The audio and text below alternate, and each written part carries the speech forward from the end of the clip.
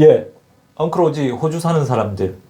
오늘은 또 YK 마이그레이션의 홍영기 법무사님 모시고 저희가 이제 최근에 제가 굉장히 좋은 소식을 들었는데 오늘 영상 촬영하는 10월 6일 날 이제 간호사로서 YK 마이그레이션 커스터머 중에서 65점으로 189 독립기술이민 인비테이션을 받았다라고 얘기하시더라고요.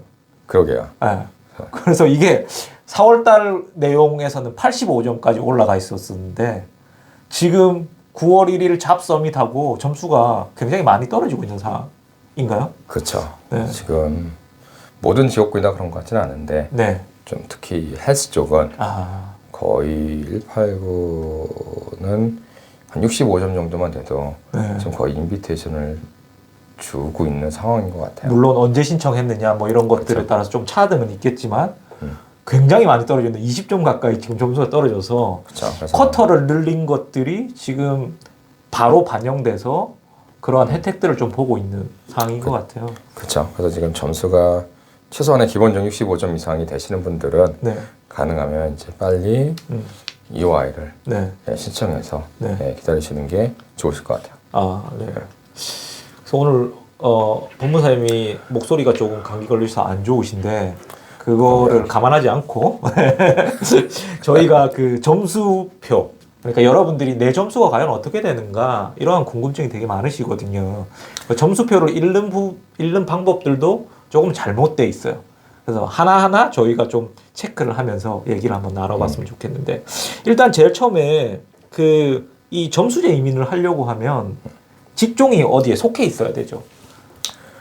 어떤 직종들이 되나요? 이제 뭐 기술 이민 직종이라는 게 있는 걸로 많은 분들이 알고 있는데.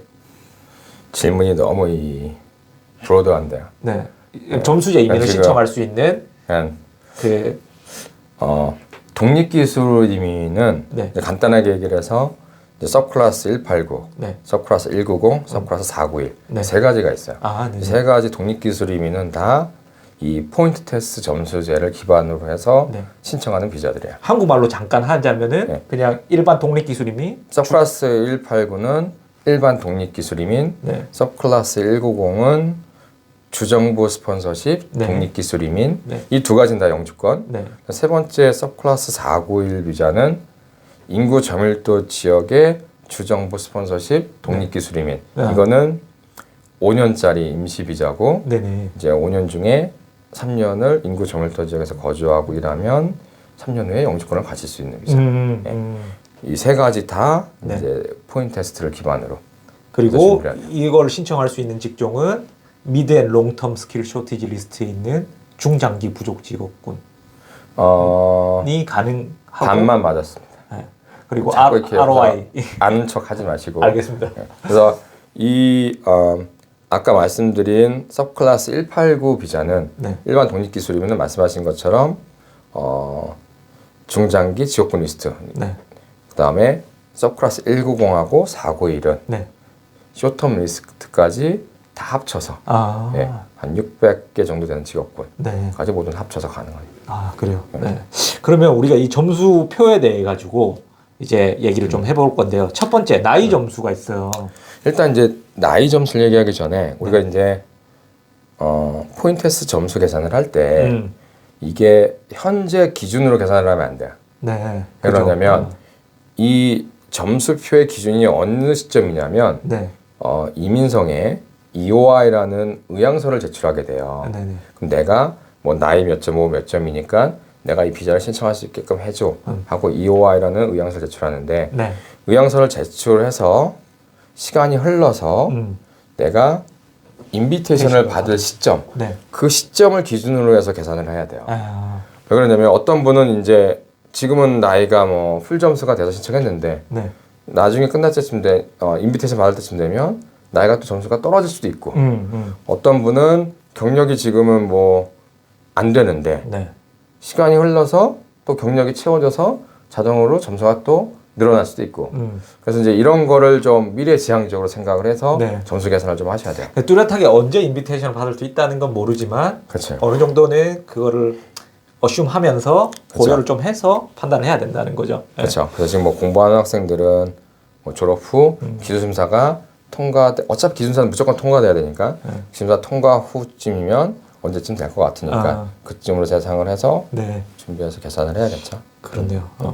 그러면 이제 그 시점에 대한 얘기들은 인지를 하셨을 거고 그러면 이제 나이 점수와 기준해 가지고 얘기를 좀 한다면 앞서 얘기한 것처럼 나이 점수는 그러면 내가 여기에서 보면 만 32세까지는 만점이잖아요. 25세, 32세까지는 그쵸. 만점이잖아요. 근데 만약에 내가 EOI를 신청해놓고 이민의향서 신청해놓고 내 나이가 33세 인비테이션 되기 전에 33세가 돼버렸다. 그러면은 그쵸. 신청해놓은 점수에서 5점이 깎여서 또 반영이 그쵸. 돼서 평가를 하는 그쵸. 그런 그쵸. 사항들이 되겠네요. 그렇죠. 그래서 나이는 뭐 다 아시겠지만 이제 우리 한국 나이가 아닌 만 나이로 네. 계산을 해서 네. 점수는 생일이 계산하셔야 지나기 돼요. 전까지 딱. 그렇죠. 네, 생일이 지나면은 또 이 나이 점수 가이드라인에 따라서 점수가 변할 수 있는 부분들 그렇죠. 인지를 하시면 되고요. 그래서 만으로 18세에서 24까지는 25점. 네. 만 25세부터 만 32세까지는 30점. 음. 근데 이게 헷갈릴 수 있는 게 32세까지라는 얘기는 만으로 33세가 되시기 하루 전날까지는 그죠. 네. 풀 점수라는 거예요. 네. 그래서 그렇게 해서 이제 나이는 계산하시면 될 것 같고 이건 뭐 어렵지 않죠. 네. 근데 만 39세가 넘어가면 40세부터는 점수 폭이 큰 폭으로 빠지니까 그렇죠.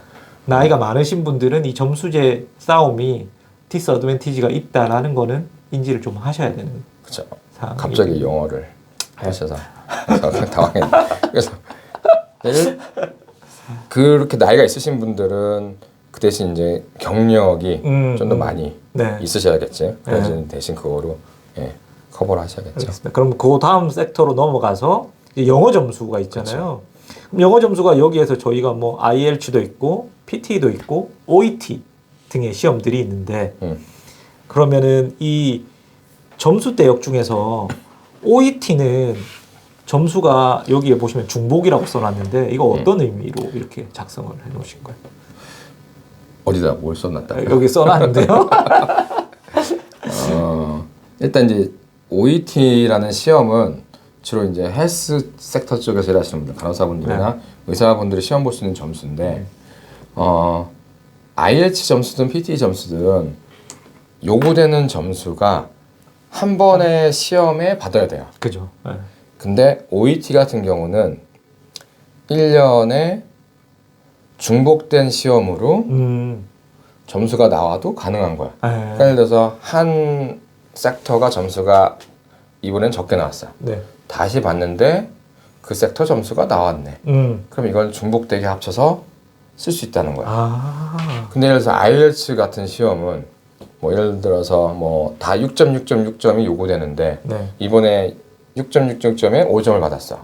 그 다음 시험을 봐서 뭐 5점, 6.6.6점 네. 이거를 합쳐서 다 6.6.6점이 되니까 쓸 수 있냐라고 물어볼 수 있는데 그거는 안 된다는 거죠. 그래서 한 번 보는 시험에 모든 점수가 결과를 한 번에 다 받아야 돼서 그렇죠. 사람들이 피눈물을 흘리는 거죠. 그렇죠, 그렇죠, 그렇죠.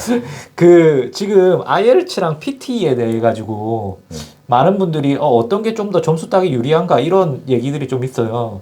개인적으로 이제 케이스를 가지고 오시는 분들이 있으니까 높은 점수인 7.0, 8.0을 취득하시는 분들은 어떤 시험들이 좀 개인적으로 케이스가 좀 더 많으신가요? 아무래도 PT가 많이 있으신 것 같긴 해요. 7.0, 8.0 레벨에서는요. 네. 뭐 한 6.0도 그랬던 것 같아요. 한 전체적으로 뭐 한 5.0 정도까지는 사실 PT나 IELTS나 네. 비슷하신 것 같고 네. 근데 5.0이 넘어가면 PT가 조금 더 쉽게 받아오시는 것 같긴 해요. 네. 그래서 여기 영어 점수는 그냥 간단하게 얘기 드리면은 IELTS 6.0 기준에서 0점이고요. 근데 최소 6.0은 있어야 되는 거죠. 그죠? 그렇죠. 네. 7.0은 10점, 8.0은 20점 이렇게 되시고요. 그 다음 부분으로 넘어가서 호주 및 해외 경력이 있어요. 이 호주 및 해외 경력에 대해서 좀 설명을 해주시겠어요?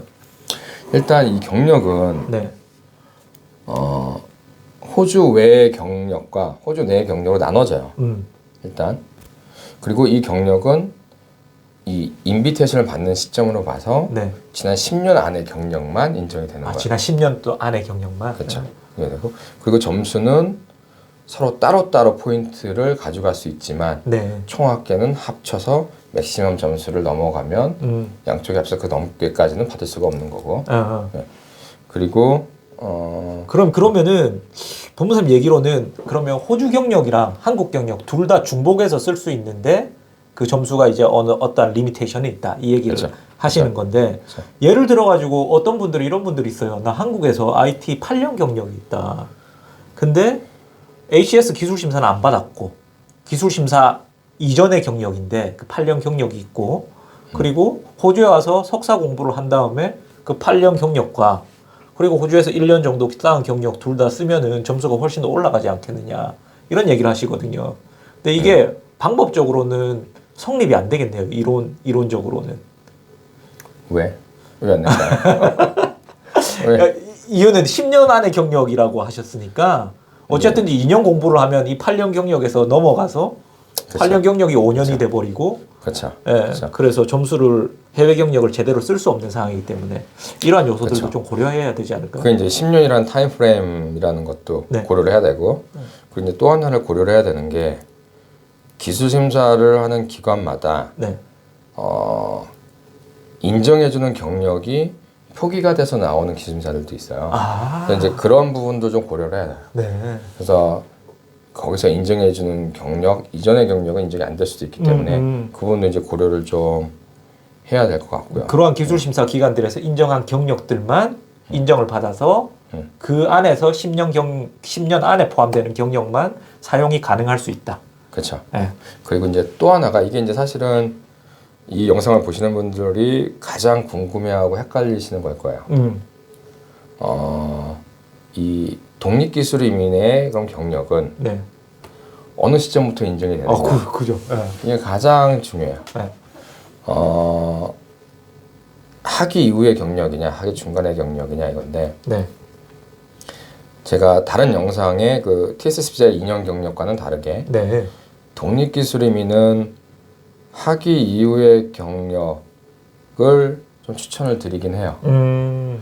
그러면 뭐 예를 들어서 셰프분 같은 경우는 뭐 디플로마 이후부터의 경력인데 네. 그러면 이런 분들이 계세요. 내가 공부하면서 예를 들어서 한 군데서 일하셨는데 쭉 경력이 학기 중간에 경력도 쭉 있는데 네. 그러면 EOI라는 의향서를 그러면 작성을 할 때 포인트 테스트를 위해서 작성을 할 때 경력을 그럼 내가 끊어서 작성을 해야 되나요? 그러니까 EOI에서 경력을 물어보는 질문에 네. 근데 뭐라고 나오냐면 네. 학기 이후의 경력만 적으세요라고 나오지 않고 네. 신청하려고 하는 포지션에 관련된 모든 경력은 시작 시점부터 적으라고 나와요. 그러면 내가 임의적으로 학기 이후부터 시작됐다라고 퀘션에 맞지 않게 거짓말을 해야 되거나 아니면 퀘션대로 따르려면 그 전에 경력을 사실대로 다 넣어야 된다는 얘기죠. 네.